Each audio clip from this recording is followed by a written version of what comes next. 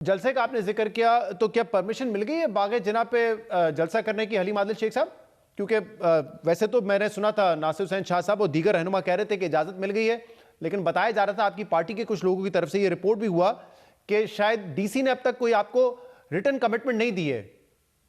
जी, ऐसा ही है कि जी हमने जलसे के लिए अप्लाई किया और गुज़िश्ता रोज मैंने जब और कल रात को भी परमिशन नहीं मिली थी। गुज़िश्ता रोज हमने एक बयान देखा टीवी पर नासिर शाह साहब का, तो उसके बाद मैंने कॉल की। उन्होंने कहा जी बिल्कुल हम जलसे की इंतजार आपको दे रहे हैं, इजाजत आप अपना काम स्टार्ट कीजिए। मैंने इनसे कहा कि जी बहुत शॉर्ट टाइम है, तो उन्होंने कहा बिल्कुल जी जलसे की इजाजत हम आपको दे रहे हैं, आप अपना काम स्टार्ट कीजिए। जलसे की इजाजत दे दी है, हमने दे रहे हैं।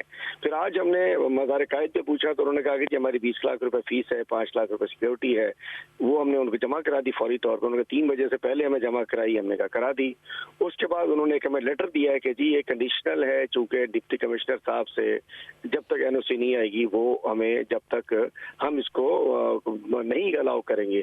तो उसके बाद मैंने इनसे राब्ता भी, लेकिन मैं रैली में था तो मेरा राब्ता हो नहीं सका।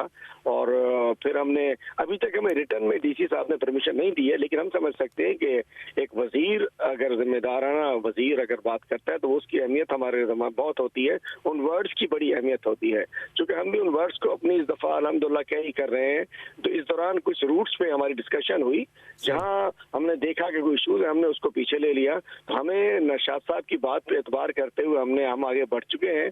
और मुझे उम्मीद है कि ये वो जो ऑफिशियल लेटर है डीसी साहब का भी, ये भी मुझे उम्मीद है कि ये निकलवा देंगे, ताकि एक जो एम्बिग्यूटी है, जो फजूल सी बातें हो रही है वो ना। अभी मैंने खबर पढ़ी है कि जी बिलावल साहब ने के कहने पे इजाजत दे दी गई है, लेकिन हमें अभी तक वो परमिशन नहीं मिला। लेकिन इनके वर्ड्स को हम परमिशन ही समझते हैं, चूंकि वजीर का वर्ड, एक पोलिटिकल लीडर का वर्ड, और जो पॉजिटिव चल रहे हो हम उसको पॉजिटिव ले लेते हैं। वैसे तो अदम एतमाद की फिजा हो तो फिर तो कुछ भी ठीक नहीं होता, लेकिन अगर सीपीएम्स हो रहे हैं, कोई कॉन्फिडेंस बिल्डिंग मेयर्स हो रहे हैं कि जी सियासत का सबको हक है।